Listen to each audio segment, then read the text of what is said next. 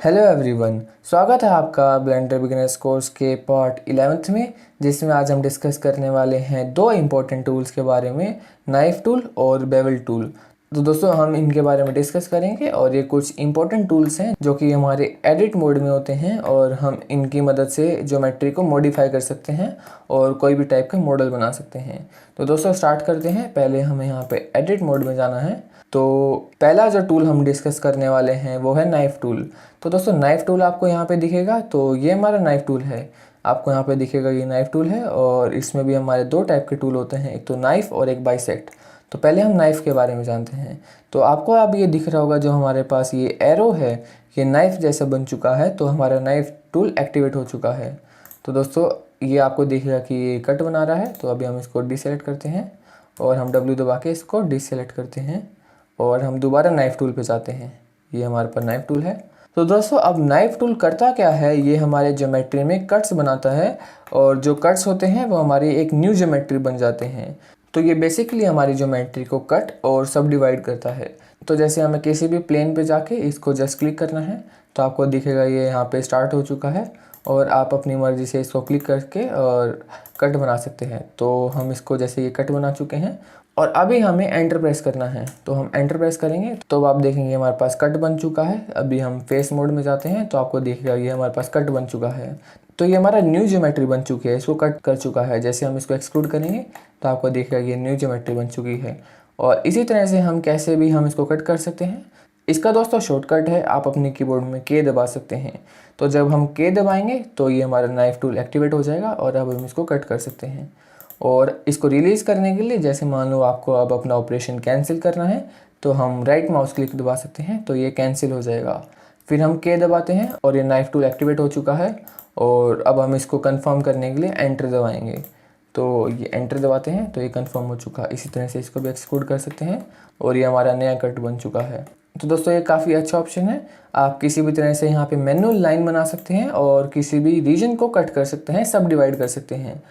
ये मॉडलिंग में आपके काफ़ी काम आ सकता है। और दोस्तों यहाँ पे एक और ऑप्शन है, जब आपको एक और कट बनाना हो तो आप ई दबा सकते हैं अपने कीबोर्ड में। तो जब आप ई दबाएंगे तो आप देखेंगे यहाँ पे हम एक और बना सकते हैं, एक और रीजन बना सकते हैं। फिर हम ई दबाते हैं तो एक और रीजन बना सकते हैं। तो आपको अभी समझ में आ रहा होगा, ई दबाने से हम नया ऑपरेशन सेलेक्ट कर सकते हैं। और अब हमें सेलेक्ट करना है तो हमें एंटर दबाना है। तो अब आपको दिखेगा दोस्तों ये हमारे कट हो चुके हैं, सब डिवाइड हो चुके हैं। अब हम इन्हें एक्सक्लूड कर सकते हैं तो आपको दिखेगा हम इसे एक्सक्लूड कर रहे हैं। हम इसे अब कोई भी ज्योमेट्री अप्लाई कर सकते हैं, स्केल अप और स्केल डाउन कर सकते हैं, दोबारा इसे एक्सक्लूड कर सकते हैं। और ये स्केल अप हो रहा है, इसको शिफ्ट दबा के आप प्रिसाइज़ कर सकते हैं। इसको हम प्रिसाइज़ करते हैं और आप रोटेट भी कर सकते हैं। तो ये रोटेट हो रहा है, तो हम शिफ्ट दबाते हैं तो ये प्रिसाइजली रोटेट हो रहा है। तो दोस्तों हम इस पर कोई भी ट्रांसफॉर्मेशन अप्लाई कर सकते हैं। तो ये हमारे पास था नाइफ टूल। और इसके कुछ और भी शॉर्टकट हैं, जैसे आप के दबाते हैं और यहाँ पे आप, तो दोस्तों जब हम यहाँ पे नाइफ टूल इस्तेमाल कर रहे होते हैं और जब हम यहाँ पे कंट्रोल दबाते हैं तो कंट्रोल दबा हम इसके मिडल में स्नैप कर सकते हैं। तो आपको दिखेगा ये हम इसके मिडल में आराम से जा सकते हैं, तो किसी भी लूप के मिडल में जा सकते हैं। तो ये भी काफ़ी अच्छा ऑप्शन है। तो अब इसको एंटर प्रेस करते हैं तो ये हमारे पास रीजन बन चुके हैं। इसको आप एक्सक्लूड कर सकते हैं या कोई भी ऑपरेशन अप्लाई कर सकते हैं, वो आपकी मर्जी है। रोटेट भी कर सकते हैं, वो आपका प्रेफरेंस है कि आप किस टाइप का ऑब्जेक्ट बना रहे हैं। और हम सी दबा के इसका एंगल भी एडजस्ट कर सकते हैं। जैसे अभी हम नाइफ टूल यूज़ कर रहे हैं और जब हम सी दबाएंगे तो आपको दिखेगा कि ये हमारे एंगल के हिसाब से एडजस्ट हो रहा है। तो ये एंगल 45 डिग्री के हैं जैसे आपको दिख रहा होगा, और इसी हिसाब से आप इसको देख सकते हैं और अपनी शेप बना सकते हैं। तो दोस्तों ये भी काफ़ी अच्छा ऑप्शन है। तो आप एंटर दबाएंगे और ये हमारा नया शेप बन चुकी है, हम इसको सब डिवाइड कर चुके हैं। तो दोस्तों ये भी काफ़ी अच्छा ऑप्शन है। और इसी तरह से जब आप नाइफ टूल इस्तेमाल कर रहे होंगे तो आप डबल क्लिक दबाएंगे। जैसे आपको ये कंप्लीट करना है तो आपको जैसे डबल क्लिक दबाना है तो ये हमारा कंप्लीट हो जाएगा, एक क्लोज्ड सरफेस बन जाएगा। तो आप एंटर दबाएंगे तो ये भी हमारा न्यू रीजन बन चुका है, कट हो चुका है, सब डिवाइड हो चुका है। तो दोस्तों ये नाइफ टूल काफ़ी अच्छा ऑप्शन है। तो दोस्तों उसके नीचे हमारे पास एक और ऑप्शन भी था, जैसे आप यहाँ पे देखेंगे हम यहाँ पे W प्रेस करते हैं तो ये हमारा सिलेक्शन टूल आ गया है। और यहाँ पे था हमारा नाइफ टूल। तो ये नाइफ टूल के नीचे हमारे पास बाइसेक्ट टूल भी है। तो दोस्तों बाइसेक्ट टूल क्या करता है, ये हमारे फेसेस प्लेन पे काम करता है। जैसे अभी हम एक फेस सेलेक्ट करते हैं और बाइसेक्ट टूल पे आते हैं, तो हमें जस्ट इस पर ड्रैग करना है ये, और ये इस प्लेन में एक सब डिवाइड कट बनाएगा। तो जैसे हमें ड्रैग करना है तो आपको दिखेगा ये कट बना रहा है, और आप इसे किसी भी तरह से कट बना सकते हैं। तो जैसे हम इसको ड्रैग करते हैं तो ये कट बना रहा है। तो दोस्तों ये भी काफ़ी अच्छा ऑप्शन है जब आपको एक अपने हिसाब का कस्टमाइजेबल एक कट चाहिए। तो हम अब इसको W प्रेस करते हैं, अब हम सिलेक्शन टूल पे आ चुके हैं, तो अब हम इसे एक्सक्लूड कर सकते हैं। तो दोस्तों ये भी काफ़ी अच्छा ऑप्शन है। और ये था दोस्तों हमारा नाइफ टूल, तो आप इसे एक्सप्लोर कर सकते हैं। और दोस्तों फिर हमारे पास अगला टूल आता है बेवल टूल। यहाँ पे आपको बेवल टूल दिखेगा। बेवल टूल क्या करता है दोस्तों, ये हमारे एक स्मूथ करता है एजिस को, और इसके साइड में जो वर्टेक्स होते हैं इसको भी स्मूथ कर सकता है। मतलब उसके जो कॉर्नर्स होते हैं उनको ये राउंडेड बनाता है। तो पहले यहाँ पे हम कट बनाते हैं, लूप कट, तो एक ऐसे और एक हम हॉरिजॉन्टल बनाते हैं, और अब हम इस एरिया को एक्सक्लूड करते हैं, यहाँ पे फेस को दबा के एक्सक्लूड करते हैं।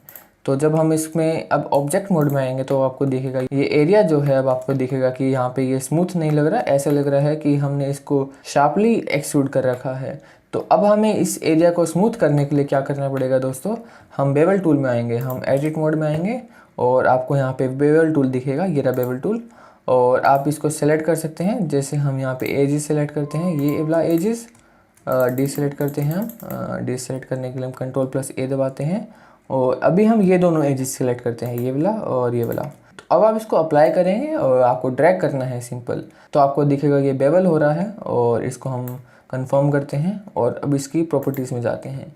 तो आप प्रॉपर्टीज़ में इसका कुछ चेक कर सकते हैं, जैसे यहाँ पे ऑफसेट चेक कर सकते हैं कि आपको कितना बेवल करना है, और यहाँ पे आप सेगमेंट चेक कर सकते हैं। सेगमेंट यहाँ पे आप जितने सेगमेंट लगाएंगे उतने यहाँ पे लूप कट बनेंगे।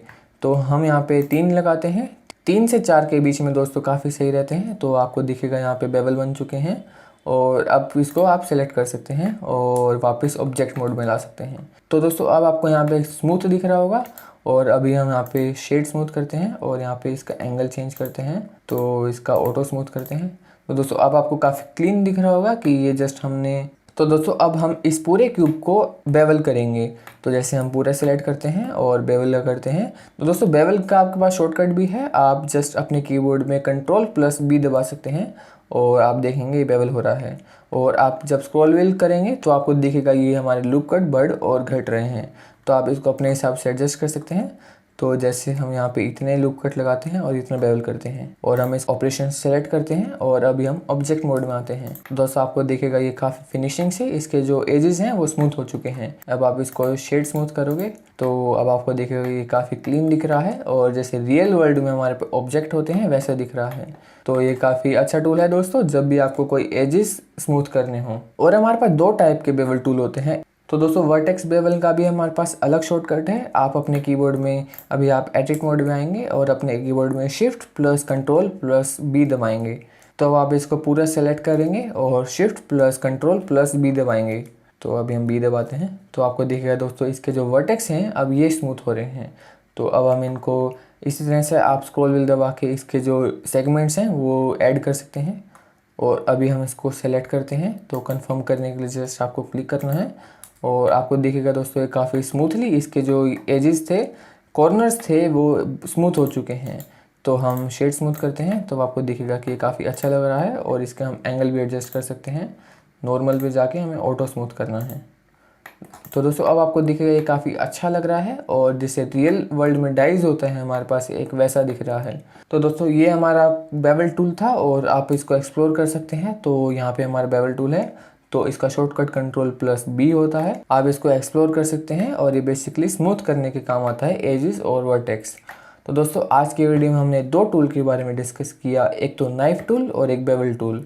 तो दोस्तों अब आपको ये दोनों टूल के बेसिक्स समझ में आ चुके होंगे, और अब आप इनको प्रैक्टिस कर सकते हैं, एक्सप्लोर कर सकते हैं। और अब हम मिलते हैं अगले वीडियो में, जो कि हमारा होगा पार्ट 12, जिसमें हम मैशेस के बारे में डिस्कस करेंगे कि हम मैशेस को बनाते कैसे हैं और सिलेक्ट कैसे करते हैं, और मैशेस होते क्या हैं। हम मैशेस के बारे में डेप्थ में डिस्कस करेंगे।